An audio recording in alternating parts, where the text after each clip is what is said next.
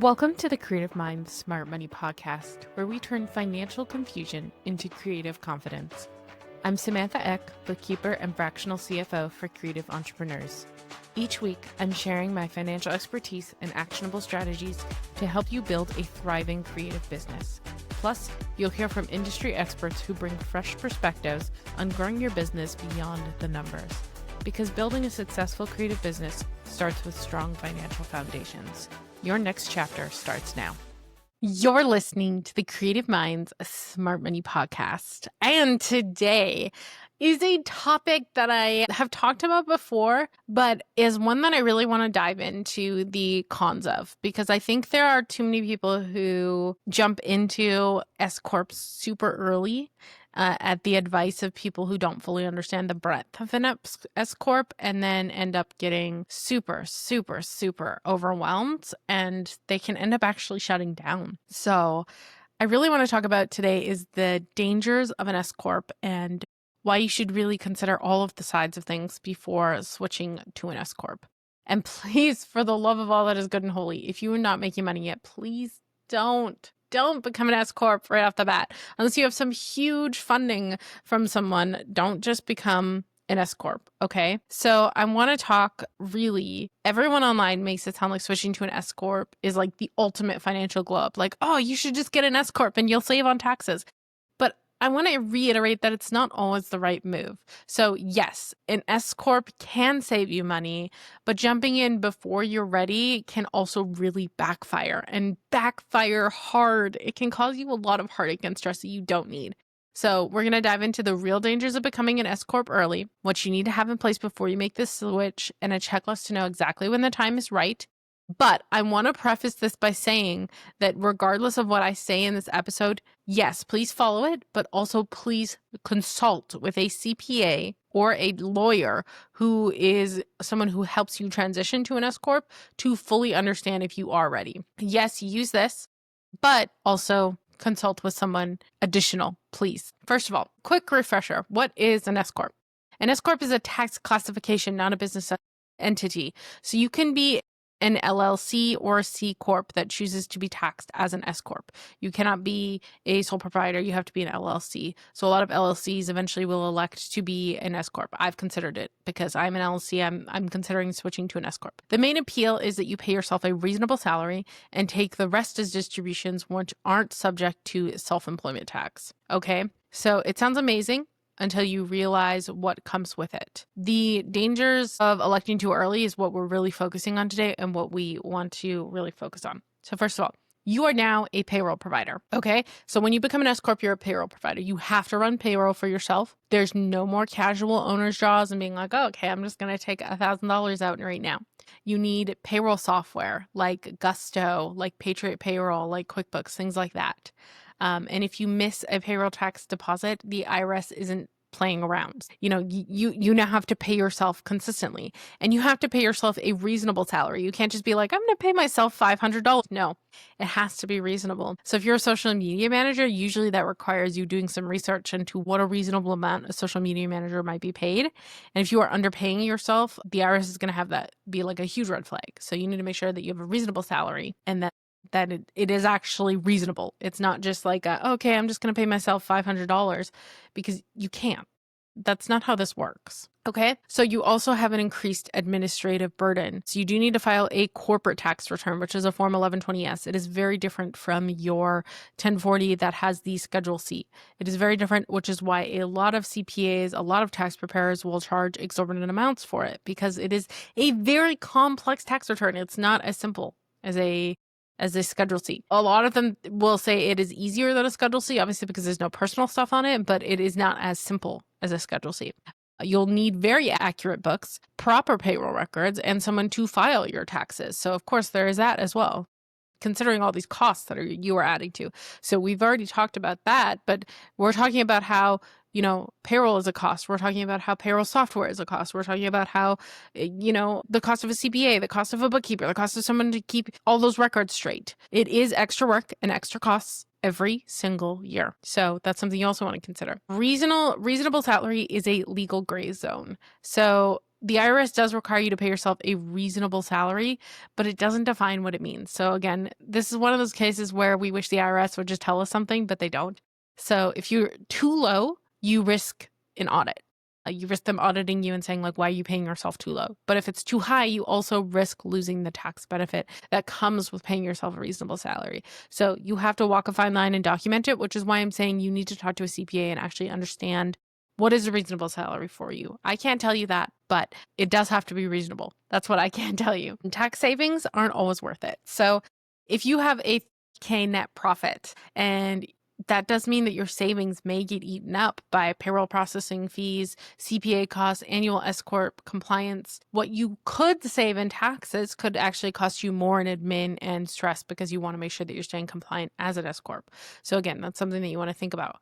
The final thing that I want to you to think of is that it's not easy to undo.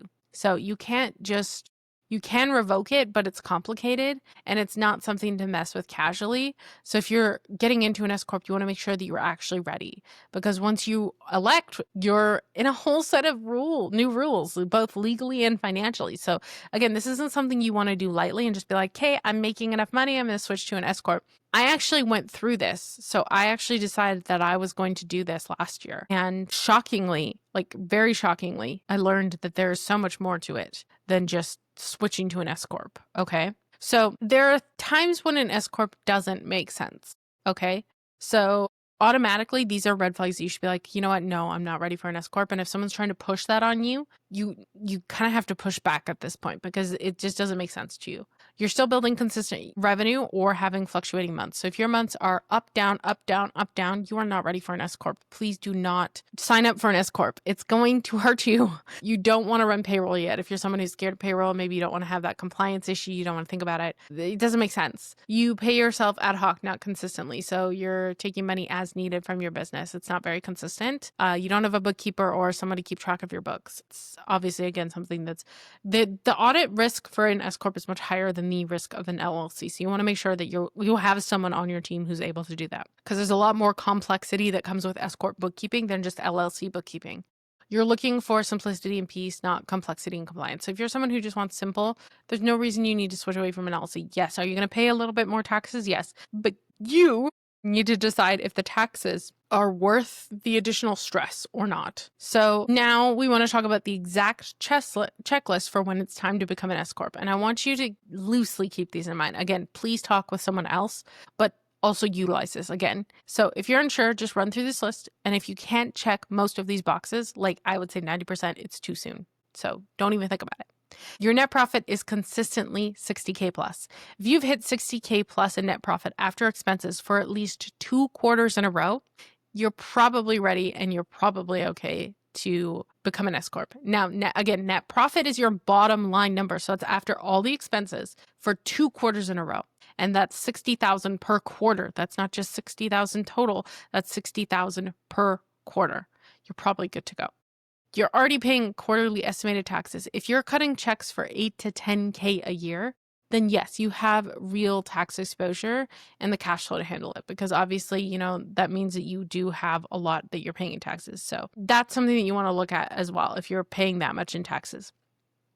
If you already have a system in place for owner's pay and you already have paid yourself regularly, either you're already running payroll or you're drawing income on a predictable schedule, you're probably ready to switch to an S-Corp because you already have that regularity. You know when the money's coming in, so you can just kind of like put your payroll around that regularity. If you're ready to run payroll and do it right, you're set up with tools like Gusto, or you're willing to set up tools like Gusto, and you understand how to set a reasonable salary and take distributions, then you're probably ready again. Your books are clean and up to date. You have a separate business account, clean categorization, and you're already doing monthly financial reviews, then again, you are ready. You have someone to file your taxes with. That's a CPA, an EA, or you're willing to hire one, because without a tax pro, it's just a liability. Like you do not want to use TurboTax for an S-Corp. I swear to goodness, you need someone to help you. You need someone to help you. Please don't do it yourself.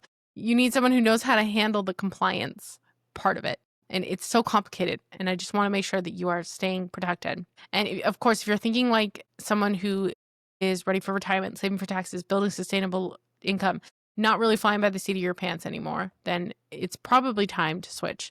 And if not, stay LLC and focus on profit. So if you haven't checked at least 6 out of those 7 boxes, stay in LLC and focus on profit, especially the net profit one. If you cannot check the net profit one, you're not ready, period. You're not ready to transition. If it's too early, this is what you should do instead to get yourself ready to become an S-Corp. Stick with a single member LLC.